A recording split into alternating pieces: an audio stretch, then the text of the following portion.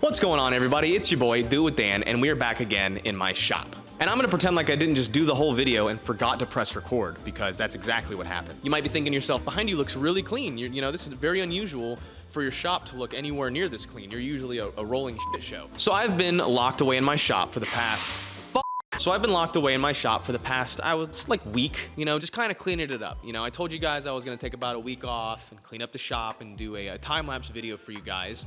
So that is on the way. That's what's coming up next. But the reason I'm cleaning the shop is because we're getting ready to work on the Camaro project, and I told everybody that I'd have to clean the shop up first before I tackled the Camaro project. But now the shop is basically clean. We're getting ready to pull this off the lift and get straight to fucking work on this thing. I know you guys are excited about that. So we have a shop cleaning video, which I think will be really cool and satisfying. And then we have Camaro content. And then also I have the oven in here getting ready to be wired up. I'm waiting on a breaker to show up. And then we'll powder coat the frame for the racing sim, and then that'd be a good video too. Right. All right. But I figured now would be a good time as any to answer a question that I've been getting consistently for the past 3 years, which is how are your epoxy floors holding up? In April of 2020, just under 3 years ago, I made a video of installing these epoxy floors, which you know, I got some questions about before I did it, and people have been consistently asking me how they held up. And now that my shop is clean, I can actually see the floors, which is absurd, I know. So I thought to myself, what better time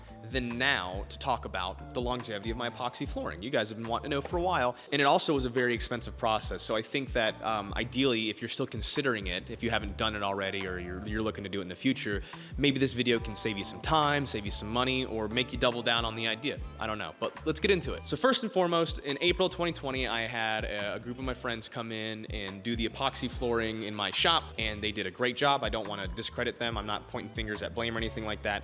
I still think that they did a great job. However, the floors have not held up well at all. They're chipped, they're scratched, they've got deep gouges. I'm missing tons of sections of it, and like big, you know, massive chunks of epoxy that is taken out, big gouges and chips. And overall, they've just not held up to what I was expecting.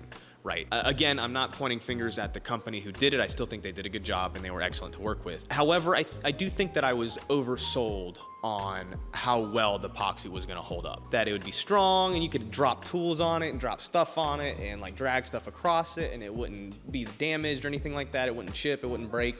And that is just not the experience that I've had, right? I think about a week and a half to 2 weeks after just having the floors, they were cured and everything, they were ready to go. I've been given the green light to work on them. So they're 100% cured at this point. I dropped a hammer or a tool, not something of relative heft, but not anything crazy, you know? Just a couple of inches off the ground, less than a foot, right underneath the car, and just a nasty chunk of epoxy came out, like right away. And that was coming from like them being so clean, I could literally lick them, right? To like my first immediate massive chunk gone. And that has been pretty much my experience with them ever since. It doesn't take much to chip or crack or break the floors. I think a lot of it, again, is just me being harder on them than most people would, especially after dumping, I think it was around $5,000 worth of epoxy onto your shop floors, right? And that was just how much epoxy there was. It was $5,000 worth of epoxy, and that's not even including like installation fee and whatnot, which again, I didn't pay for the whole thing. It was partially sponsored, so I didn't, in the sake of clarity, I didn't pay for the entire thing. I was given a discount, but it was still a very pricey job to have done, right? So I think first and foremost, it's important to note that I think a lot of this has to do with me, user error. I'm just harder on the floor than I think most people would be. I'm but one man. I will drag something across the floor if it's too heavy. I'm very clumsy.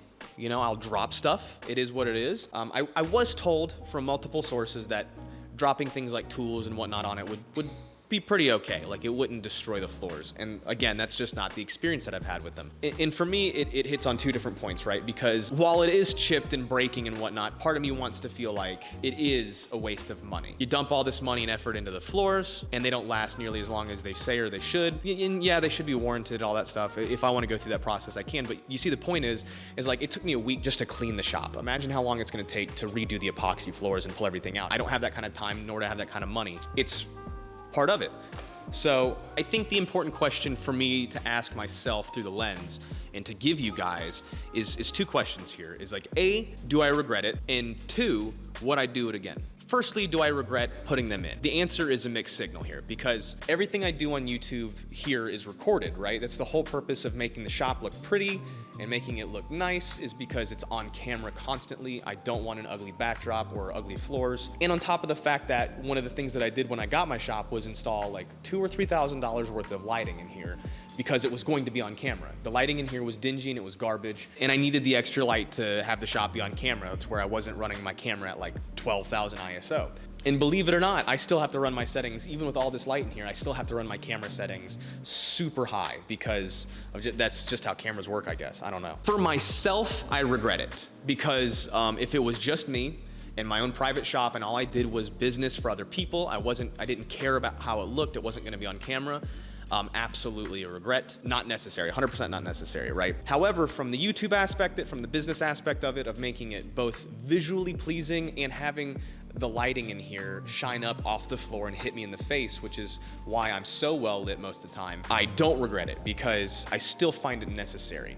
If I just left the concrete floors in here, the lighting would be terrible, because since the floors are white, they reflect almost all of the lighting that comes down from the top, which it gives me a good illumination. It helps me see better on working on stuff. Yeah, it's just how it has to be for YouTube, right? The other question would be, would I do it again? I think I kind of answered that the first go around, because again, if it was just me and I didn't need my camera to be good with lighting, and I wasn't gonna record it and I wasn't gonna show it off, it was just my personal shop, or even my business shop where I wasn't gonna have a video going, I think that I absolutely would not do it again. Personally, it would be a waste of money, in my opinion, for if you're doing what I do, and that's a big one as well. Because of how I am, you know, I'm clumsy, I'm forgetful, and sometimes I let shit pile up, and you know, like, it just, I think that kind of comes down to ownership on that one. For me, I'm not responsible enough to have $5,000 worth of epoxy in my flooring and keep it looking nice and not chip it and not break it. And I think that's important to clarify, that a lot of that is user error. Any metal fabrication, if you're welding, if you're grinding metal, that stuff it burns the floor. You know, it burns the epoxy. Hot sparks will burn the epoxy. Dropping stuff will break the epoxy.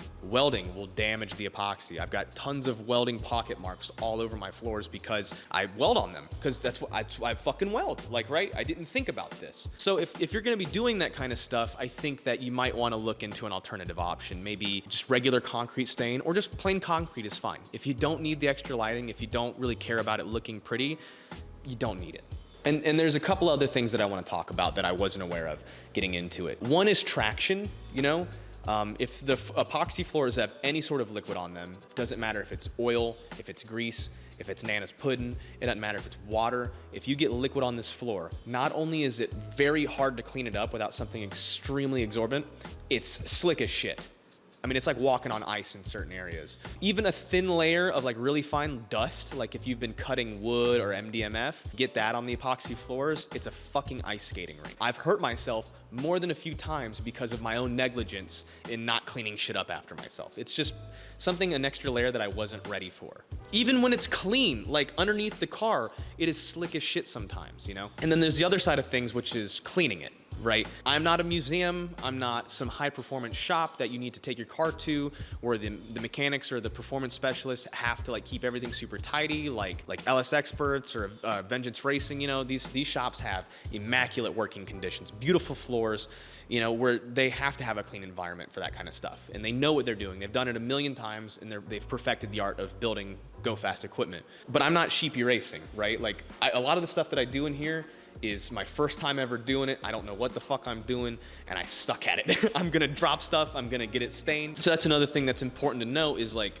how well are you gonna take care of it, right? When it comes to cleaning it, it's not as simple as mopping it up, because a lot of the chemicals that I would normally clean like my concrete floors with won't work on epoxy. Like if I were just to spill a bunch of oil on like a concrete floor, I'd probably just wipe it up and then spray it with some carb cleaner and clean that up. You know what I'm saying? Like that would be how I clean that up, and that's fine for concrete flooring. However, epoxy gets broken down by a lot of these chemicals, and you have to be very careful about what kind of chemicals you use on the floor. You know, like you can go the traditional soap and water, you can use bleach, and there's a couple other, you know, ammonia-based cleaning stuff that you can use on the floor, but you have to be very careful, and it's also not super effective. So yeah, it's not something at this point that I would recommend for an environment like mine. You've seen all my videos where I'm working on stuff. You see what I do, how I work on stuff. I'm a destructive person. It's not for me. So that being said, I'm probably not gonna get the floors touched up. I know there's a service where you can get them polished, or they'll come in and they'll clean them up. I'm not gonna do that because I don't have the time to do that. It's taken me 7 or 8 days just to clean my shop. You know, I'd have to pull everything out piece by piece, have them come in and do the entire floors all over again, wait for those to cure. And it's a process, an expensive one at that I don't have time or money for. So I'm not gonna do that.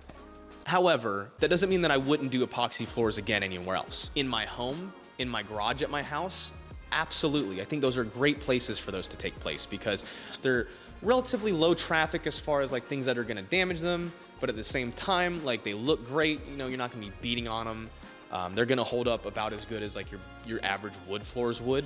But for a shop like setting like this, maybe steer clear. And like I said, I'm still happy with the fact that I have them because I do think they look good on camera. I think the way the lighting reflects off of them and the contrast between my environment and the floors and like being able to see stuff when I drop it, like if I drop a nut or a bolt, it's usually really easy to identify because it's white on the contrast of the bolt or nut or whatever. I'm happy with having them. However, I just don't think that I would go for them again in my shop, I think is all I'm trying to say. And I think a lot of people watch that video and they want to know how it's held up before making their decision. And I hope this has helped you guys with your decision on whether or not to spend that kind of money on your own shop. Unless you have a showroom or it's your own personal garage, you know, a place that you're not gonna have a whole lot of stuff, I don't think it's worth it. And that's just my 2 cents, you know. Please take away from this video and my installation video and all that and kind of come to your own conclusion. But my goal here is 100% transparency and make sure you guys get exactly what you're looking for and just kind of consider those things moving forward because they weren't really explained to me on the layer that I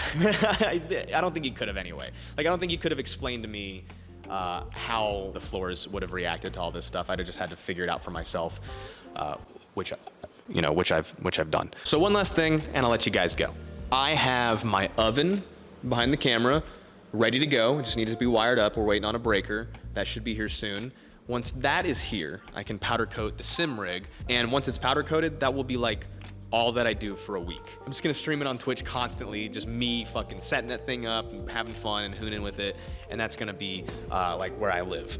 It's gonna be nothing but me going to the gym and me streaming the sim rig. I'm really looking forward to that week because I'm considering that like a week off. I really need one. Also, I've been cleaning my shop, doing a almost like a time-lapse video. I think it's gonna be super satisfying. It was highly requested by you guys. I keep getting comments like, Dan, you gotta record cleaning the shop, man. You gotta record cleaning the shop. I gotta see it.